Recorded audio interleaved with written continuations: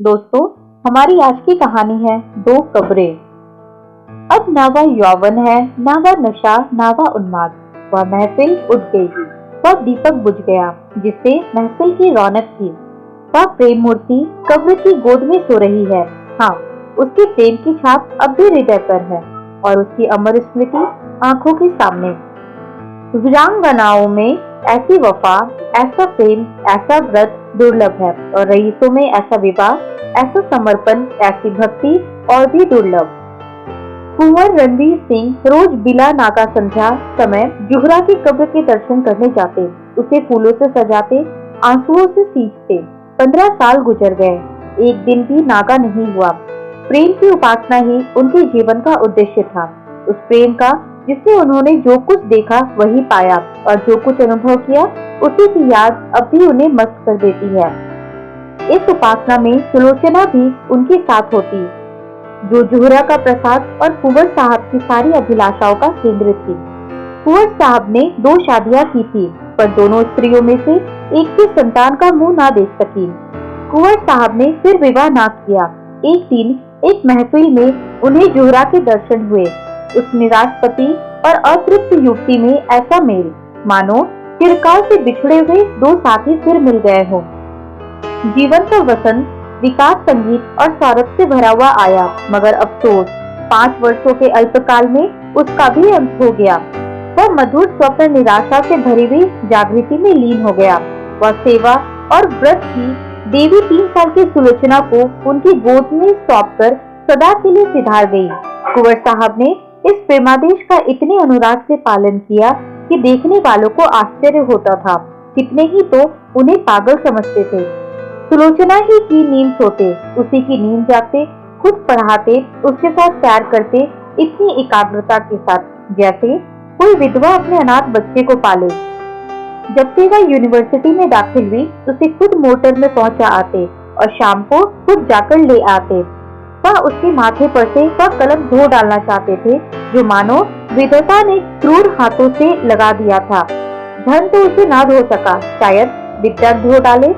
एक दिन शाम को कुंवर साहब जुहरा के मजार को फूलों से सजा रहे थे और सुलोचना कुछ दूर पर खड़ी अपने कुत्ते को गेंद खिला रही थी कि सहसा उसने अपने कॉलेज के प्रोफेसर डॉक्टर रामेंद्र को आते देखा।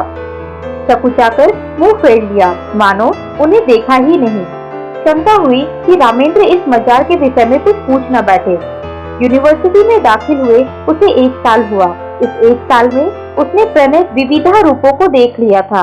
कहीं क्रीड़ा थी, कहीं विनोद था, कहीं कुत्सा थी, कहीं लालसा थी, किंतु कहीं वह सहृदयता न थी जो प्रेम का मूल है। केवल रामेंद्र ही एक ऐसे सज्जन थे जिन्हें अपनी ओर ताकते देखकर उसके हृदय में सनसनी होने लगती थी, पर उनकी आंखों में कितनी विवशता, कितनी पराजय, कितनी वेदना छिपी होती थी। रामेंद्र ने कुंवर साहब की ओर देखकर कहा, तुम्हारे बाबा इस कब्र पर क्या कर रहे हैं? सुलोचना का चेहरा कानों तक लाल हो गया। बोली, यह इनकी पुरानी आदत है। रामेंद्र, किसी महात्मा की समाधि है? सुलोचना ने इस सवाल को उड़ा देना चाहा। रामेंद्र यह तो जानते थे कि सुलोचना कुंवर साहब की दास्ता औरत की लड़की है, पर उन्हें यह न मालूम था कि यह उसी की कब्र है और कुंवर साहब अतीत प्रेम के इतने उपासक है। मगर यह प्रश्न उन्होंने बहुत धीमे स्वर में ना किया था। कुंवर साहब जूते पहन रहे थे। यह प्रश्न उनके कान में पड़ गया। जल्दी ही जूता पहन लिया और समीप जाकर बोले, संसार की आंखों में तो वह महात्मा ना थी, पर मेरी आंखों में थी और है। यह मेरे प्रेम की समाधि है। सुलोचना की इच्छा होती थी यहाँ से भाग जाओ, लेकिन कुंवर साहब को जुहरा के यशोगान में आत्मिक आनंद मिलता था। रामेंद्र का विस्मय देखकर बोले, इसमें वह देवी सो रही है जिसने मेरे जीवन को स्वर्ग बना दिया था। यह सुलोचना उसी का प्रसाद है। रामेंद्र ने कब्र की तरफ देखकर आश्चर्य से कहा, अच्छा? कुंवर साहब ने मन में उस प्रेम को आनंद उठाते हुए कहा, वह जीवन ही था। और प्रोफेसर साहब, ऐसी तपस्या मैंने कहीं नहीं देखी। आपको फुर्सत हो तो मेरे साथ चलिए, आपको उन यौवन स्मृतियों। सुलोचना बोल उठी, वे सुनाने की चीज नहीं है दादा। कुंवर, मैं रामेंद्र बाबू को गैर नहीं समझता। रामेंद्र को प्रेम का यह अलौकिक रूप मनोविज्ञान का एक रत्न सा मालूम हुआ। वह कुंवर साहब के साथ ही उनके घर आए और कई घंटों तक उन हसरत में डूबी हुई प्रेम स्मृतियों को सुनते रहे, जो वरदान मांगने के लिए उन्हें साल भर से साहस ना होता था, दुविधा में पड़कर रह जाते थे। वह आज उन्होंने मांग लिया। लेकिन विवाह के बाद रामेंद्र को नया अनुभव हुआ। महिलाओं का आना जाना प्रायः बंद हो गया। इसके साथ ही मर्द दोस्तों की आमदरफ्त बढ़ गई। दिन भर उनका तांता लगा रहता था। सुलोचना उनके आदर सत्कार में लगी रहती। पहले 1-2 महीने तक तो रामेंद्र ने इधर ध्यान नहीं दिया, लेकिन जब कई महीने गुजर गए और स्त्रियों ने बहिष्कार का त्याग न किया, तो उन्होंने एक दिन सुलोचना से कहा, यह लोग आजकल अकेले ही आते हैं। सुलोचना ने कहा, हाँ देखती तो हूँ रामेंद्र, इनकी औरतें तो तुमसे परहेज नहीं करती। सुलोचना, शायद करती हो रामेंद्र, मगर वे लोग तो विचारों के बड़े स्वाधीन है। इनकी औरतें भी शिक्षित है, फिर क्या बात है। सुलोचना ने दबी जुबान से कहा, मेरी समझ में तो कुछ भी नहीं आता। रामेंद्र ने कुछ देर असमंजस में पड़कर कहा, हम लोग किसी दूसरी जगह चले जाए तो क्या हर्ज, वहाँ तो कोई हमें ना जानता होगा। सुलोचना ने अपनी तीव्र स्वर में कहा, दूसरी जगह क्यों जाए, हमने किसी का कुछ बिगाड़ा नहीं है, किसी से कुछ मांगते नहीं, जिसे आना हो आए, ना आना हो ना आए, मुंह क्यों छिपाए। धीरे धीरे रामेंद्र पर एक और रहस्य खुलने लगा, जो महिलाओं के व्यवहार से कहीं अधिक घृणास्पद और अपमानजनक था। रामेंद्र को अब मालूम होने लगा कि ये महाशय जो आते हैं और घंटों बैठे सामाजिक और राजनीतिक प्रश्नों पर बहसें किया करते हैं, वास्तव में विचार विनिमय के लिए नहीं, बल्कि रूप की उपासना के लिए आते हैं। उनकी आंखें सुलोचना को खोजती रहती है, उनके कान उसी की बातों की ओर लगे रहते हैं। उसकी रूप माधुरी का आनंद उठाना ही उनका अभिष्ट है। यहाँ उन्हें वह संकोच नहीं होता जो किसी भले आदमी की बहू बेटी की ओर आंखें नहीं उठने देता। शायद वे सोचते हैं यहाँ उन्हें कोई रोक टोक नहीं है। कभी कभी जब रामेंद्र की अनुपस्थिति में कोई महाशय आ जाते, तो सुलोचना को बड़ी कठिन परीक्षा का सामना करना पड़ता। अपनी चितवनों से, अपने कुत्सित संकेतों से, अपनी रहस्यपूर्ण बातों से, अपनी लंबी सांसों से उसे दिखाना चाहते थे कि हम भी तुम्हारी कृपा के भिखारी हैं। अगर रामेंद्र का तुम पर 16 आना अधिकार है, तो थोड़ी सी दक्षिणा के अधिकारी हम भी हैं। सुलोचना उस वक्त जहर का घूंट पीकर रह जाती। अब तक रामेंद्र और सुलोचना दोनों क्लब जाया करते थे। वहाँ उदार सज्जनों का अच्छा जमघट रहता था। जब तक रामेंद्र को किसी की ओर संदेह ना था, वह उसे आग्रह करके अपने साथ ले जाते थे। सुलोचना के पहुंचते ही यहाँ एक स्फूर्ति सी उत्पन्न हो जाती थी। जिस मेज पर सुलोचना बैठती, उसे लोग घेर लेते थे। कभी कभी सुलोचना गाती थी। उस वक्त सबके सब उन्मत्त हो जाते। क्लब में महिलाओं की संख्या अधिक ना थी। मुश्किल से 5-6 लड़कियां आती थी, मगर वे भी सुलोचना से दूर दूर रहती थी, बल्कि अपने भाव भंगिमाओं और कटाक्षों से वे उसे जता देना चाहती थी कि तुम पुरुषों का दिल खुश करो, हम कुल वधुओं के पास तुम नहीं आ सकती। लेकिन जब रामेंद्र पर इस कटु सत्य का प्रकाश हुआ, तो उन्होंने क्लब जाना छोड़ दिया, मित्रों के यहाँ आना जाना भी कम कर दिया और अपने यहाँ आने वालों की भी उपेक्षा करने लगे। वह चाहते थे कि मेरे एकांतवास में कोई विघ्न न डाले। आखिर उन्होंने बाहर आना जाना छोड़ दिया। अपने चारों ओर छल कपट का जाल सा बिछा हुआ मालूम होता था। किसी पर विश्वास न कर सकते थे, किसी से सद्व्यवहार की आशा नहीं थी। सोचते ऐसे धूर्त कपटी दोस्तों की आड़ में गला काटने वाले आदमियों से मिले ही क्यों। वे स्वभाव से मिलनसार आदमी थे, पक्के यारबाज। यह एकांतवास जहाँ ना कोई सैर थी, न विनोद, न कोई चहल पहल, उनके लिए कठिन कारावास से कम न था। यद्यपि कर्म और वचन से सुलोचना की दिलजोई करते रहते थे, लेकिन सुलोचना की सूक्ष्म और सशंक आंखों से अब यह बात छिपी न थी कि यह अवस्था इनके लिए दिन दिन असह्य होती जा रही थी। वह दिल में सोचती, इनकी यह दशा मेरे ही कारण तो है, मैं ही तो इनके जीवन का कांटा हो गई। एक दिन उसने रामेंद्र से कहा, आजकल क्लब क्यों नहीं चलते? कई सप्ताह हुए घर से निकलते तक नहीं। रामेंद्र ने बेदिली से कहा, मेरी जी जाने को नहीं चाहता, अपना घर सबसे अच्छा है। सुलोचना बोली, जी तो उठता ही होगा, मेरे कारण यह तपस्या क्यों करते हो? मैं तो ना जाऊंगी। उन स्त्रियों से मुझे घृणा होती है, उनमें एक भी ऐसी नहीं जिसके दामन पर काले दाग ना हो, लेकिन सब सीता बनी फिरती है। मुझे तो उनकी सूरत से ही चिढ़ हो गई है, मगर तुम क्यों नहीं जाते? कुछ दिल ही बहल जाएगा। रामेंद्र, दिल नहीं पत्थर बहलेगा। जब अंदर आग लगी हो तो बाहर शांति कहाँ से मिलेगी? सुलोचना चौंक पड़ी। आज पहली बार उसने रामेंद्र के मुंह से ऐसी बात सुनी। वह अपने ही को बहिष्कृत समझती थी। अपना अनादर जो कुछ था उसका था। रामेंद्र के लिए तो अब भी सब दरवाजे खुले थे। पर जहाँ चाहे जा सकते हैं, जिससे चाहे मिल सकते हैं, उनके लिए कौन सी रुकावट है? लेकिन नहीं, अगर उन्होंने किसी कुलीन स्त्री से विवाह किया होता तो उनकी यह दशा क्यों होती? प्रतिष्ठित घरानों की औरतें आती, आपस में मैत्री बढ़ती, जीवन सुख से कटता, रेशम का पैबंद लग जाता। अब तो उसमें टाट का पैबंद लग गया है। मैंने आकर सारे तालाब को गंदा कर दिया। उसके मुख पर उदासी छा गई। रामेंद्र को भी तुरंत मालूम हो गया कि उनकी जबान से एक ऐसी बात निकली है जिसके दो अर्थ हो सकते हैं। उन्होंने फौरन बात बनाई, क्या तुम समझती हो कि हम और तुम अलग अलग हैं? हमारा और तुम्हारा जीवन एक है। जहाँ तुम्हारा आदर नहीं, वहाँ मैं कैसे जा सकता हूँ? फिर मुझे भी समाज के इन रंगे सियारों से घृणा हो रही है। मैं इन सबों के कच्चे चिट्ठे जानता हूँ। पद या उपाधि या धन से किसी की आत्मा शुद्ध नहीं हो जाती। जो ये लोग करते हैं, अगर वह कोई नीचे दर्जे का आदमी करता, उसे कहीं मुंह दिखाने की हिम्मत न होती। मगर ये लोग अपनी सारी बुराइयां उदारतावाद के पर्दों में छिपाते हैं। इन लोगों से दूर रहना ही अच्छा है। सुलोचना का चित्त शांत हो गया। दूसरे साल सुलोचना की गोद में एक चांद सी बालिका का उदय हुआ। उसका नाम रखा गया शोभा। कुंवर साहब का स्वास्थ्य इन दिनों कुछ अच्छा न था। मंसूरी गए थे। यह खबर पाते ही रामेंद्र को तार दिया गया कि जच्चा और बच्चा को लेकर यहाँ आ जाओ। लेकिन रामेंद्र इस अवसर पर ना जाना चाहते थे। अपने मित्रों की सज्जनता और उदारता की अंतिम परीक्षा लेने का इससे अच्छा और कौन सा अवसर हो सकता था। सलाह हुई एक शानदार दावत दी जाए। प्रोग्राम में संगीत भी शामिल था। कई अच्छे अच्छे गवैये बुलाए गए। अंग्रेजी, हिंदुस्तानी, मुसलमानी सभी प्रकार के भोजनों का प्रबंध किया गया। कुंवर साहब गिरते पड़ते मंसूरी से आए। उसी दिन दावत थी। नियत समय पर निमंत्रित लोग एक एक करके आने लगे। कुंवर साहब स्वयं उनका स्वागत कर रहे थे।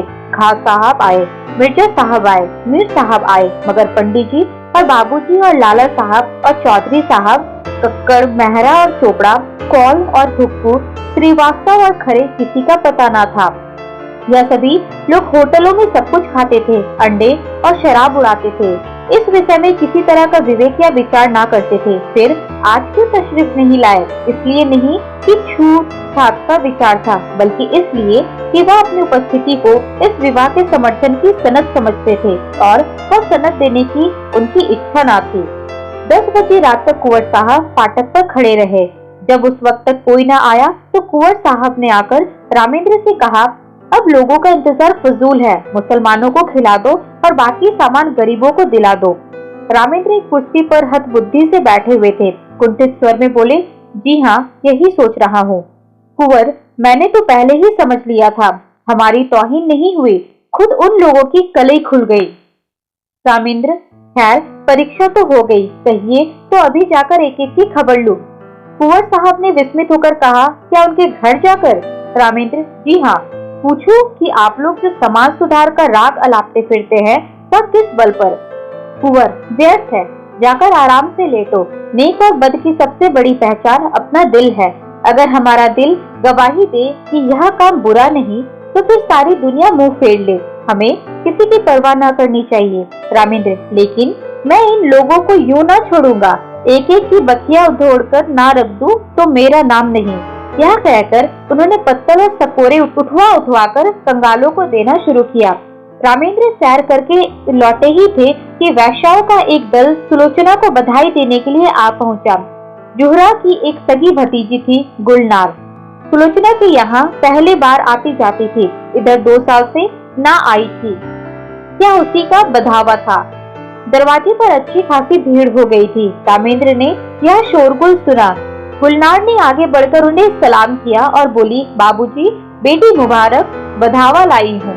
रामेंद्र सिर झुक गया और चेहरे पर कालीनुमा सी पुत गई।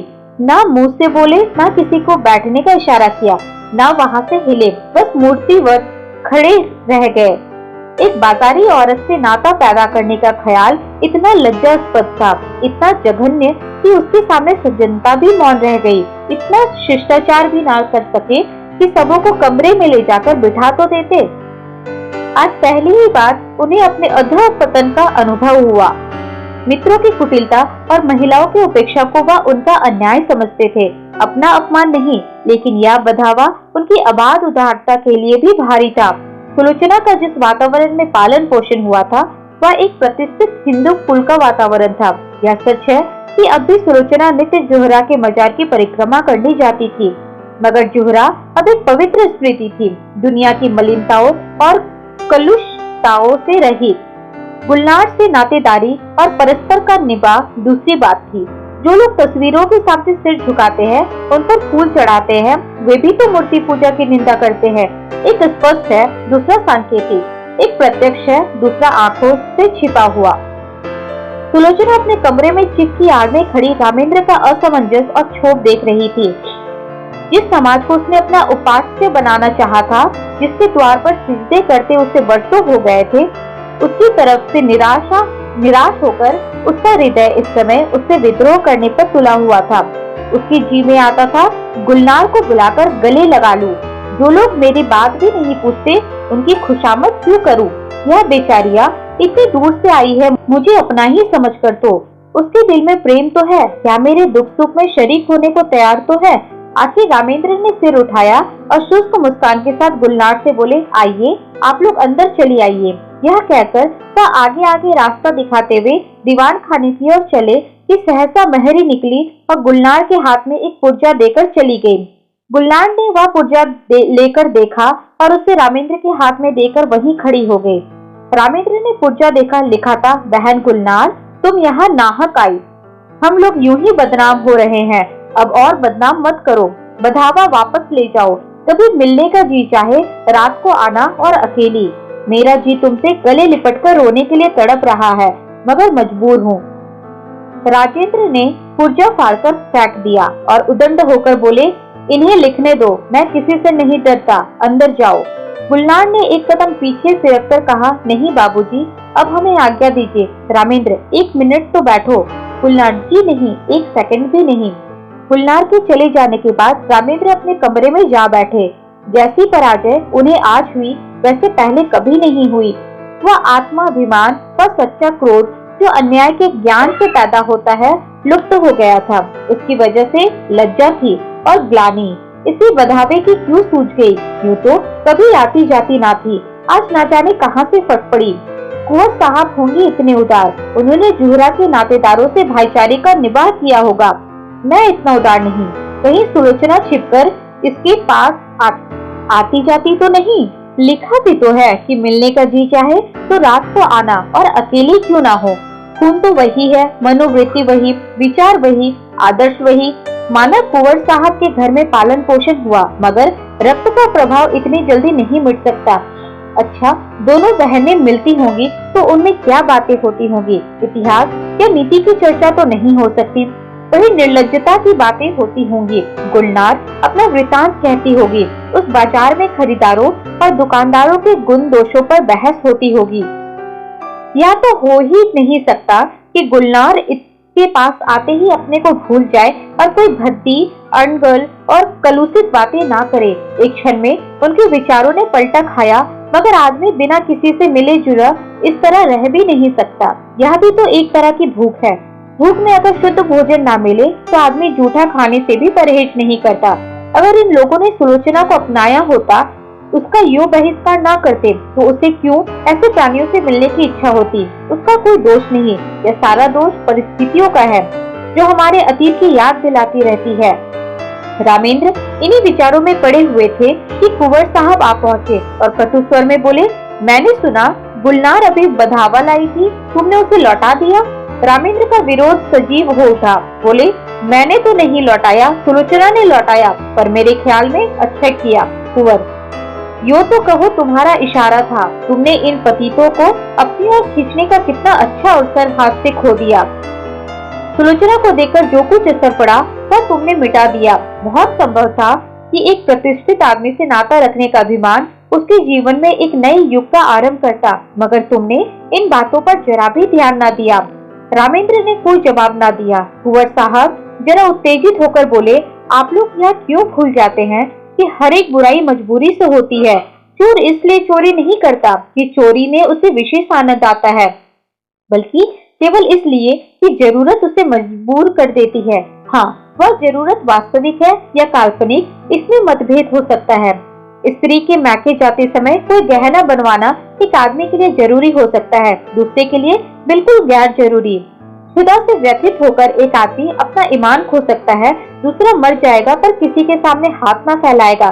पर प्रकृति का यह नियम आप जैसे विद्वानों को ना भूलना चाहिए कि जीवन लालसा प्राणी मात्र में व्यापक है।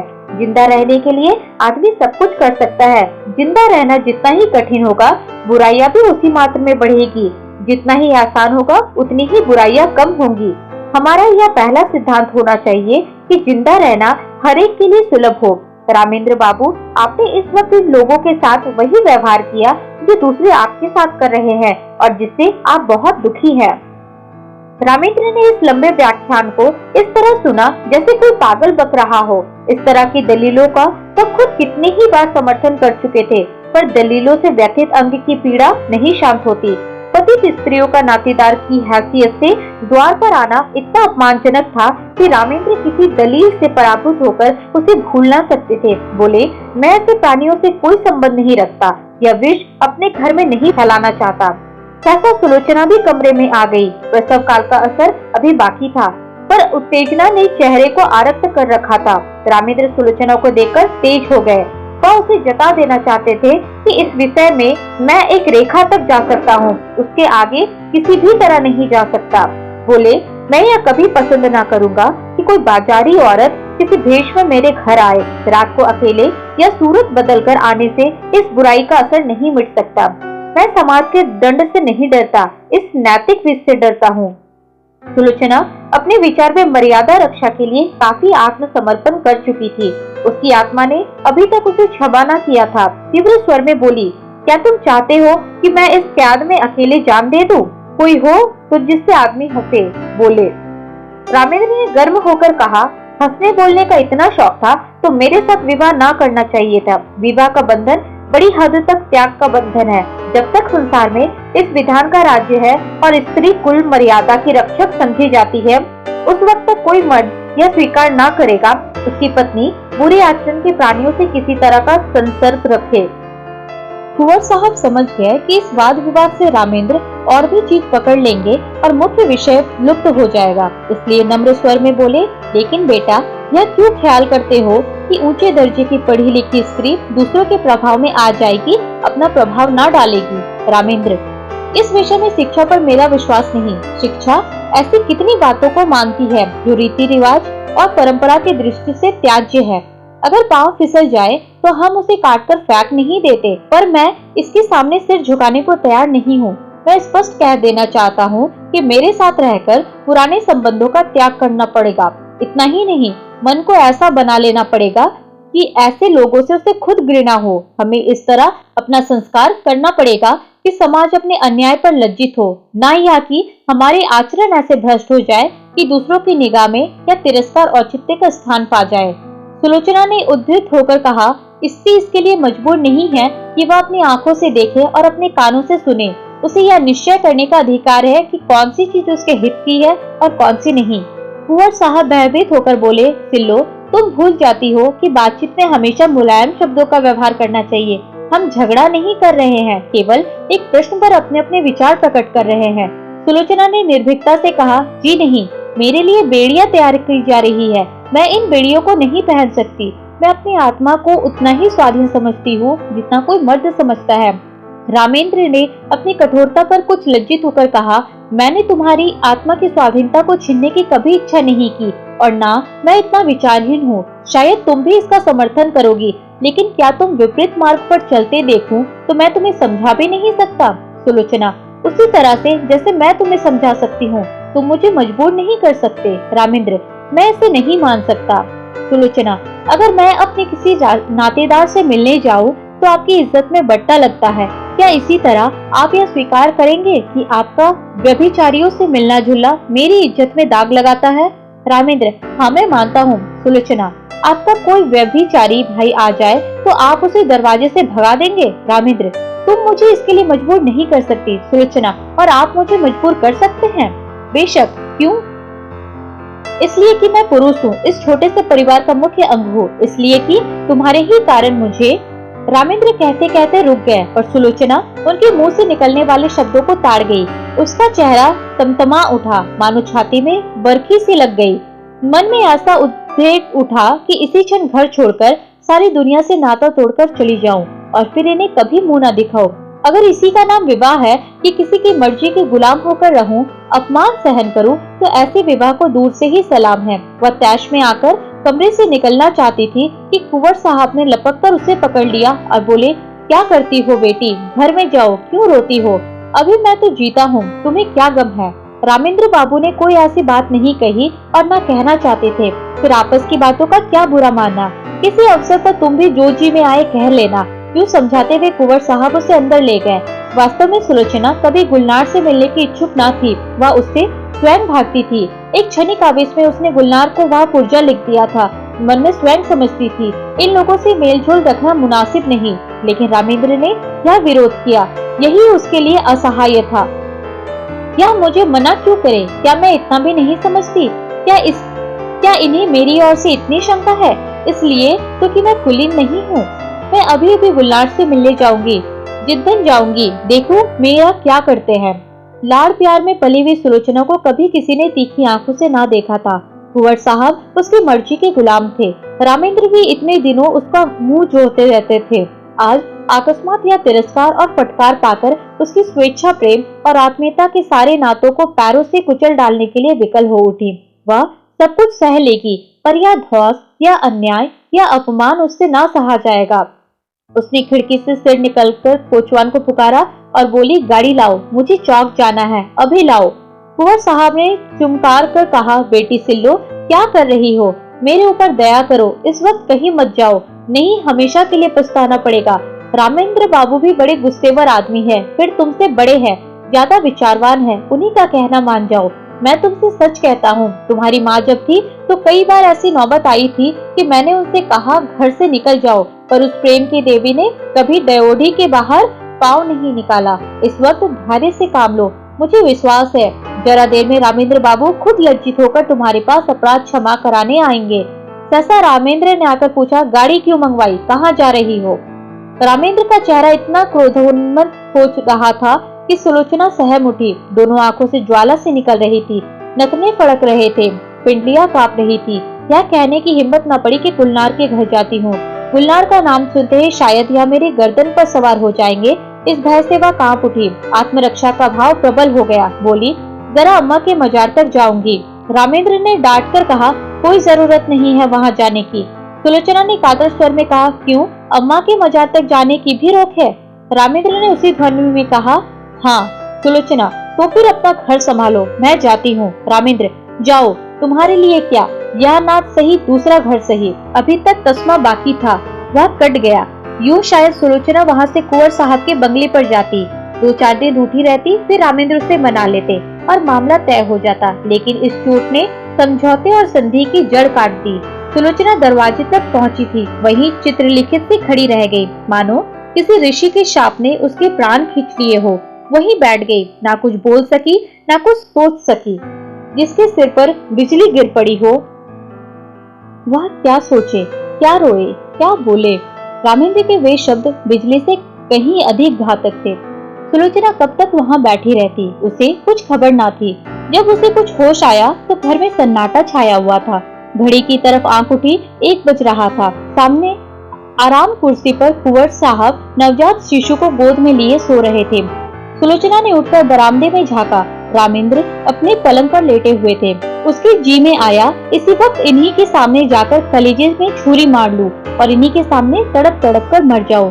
वह घातक शब्द याद आ गए। इनके मुंह से ऐसे शब्द निकले ही कैसे? इतनी चतुर, इतने उदार और इतने विचारशील होकर भी यह जुबान पर ऐसे शब्द क्यों कर ला सके? उसका सारा सत्तित्व भारतीय आदर्शों की गोद में पली हुई भूमि पर आसक्त पड़ी हुई अपनी दीनता पर रो रहा था। वह सोच रही थी, अगर मेरे नाम पर यह दाग न होता, मैं भी कुलीन होती, तो क्या यह सब शब्द इनके मुंह से निकल सकते थे? लेकिन मैं बदनाम हूँ, दलित हूँ, त्यागी हूँ, मुझे सब कुछ कहा जा सकता है। उफ, इतना कठोर हृदय!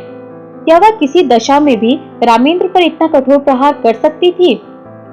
बरामदे में बिजली की रोशनी थी। रामेंद्र के मुख पर क्षोभ या ग्लानि का नाम भी ना था।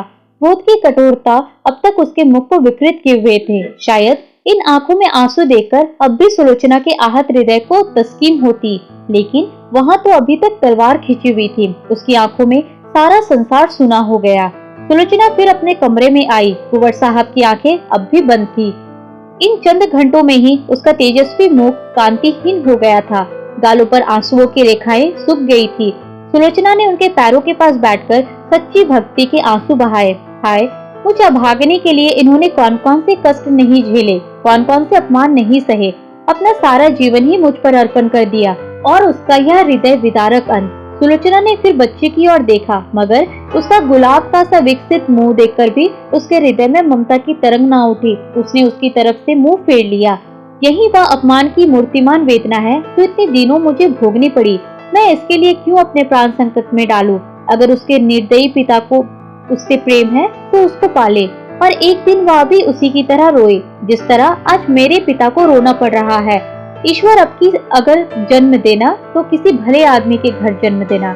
जहाँ जोहरा का मजार था, उसी के बगल में एक दूसरा मजार बना हुआ था। जोहरा के मजार पर घास जमाई है, जगह जगह से चूना गिरा हुआ है, लेकिन दूसरा मजार बहुत साफ सुथरा और सजा हुआ है। उसके चारों तरफ गमले रखे हुए हैं और मजार तक जाने के लिए गुलाब के बैलों की रविशें बनी हुई हैं। शाम हो गई। सूर्य की छिन्न उदास पीली किरणें मानो उस मजार पर आंसू बहा रही है।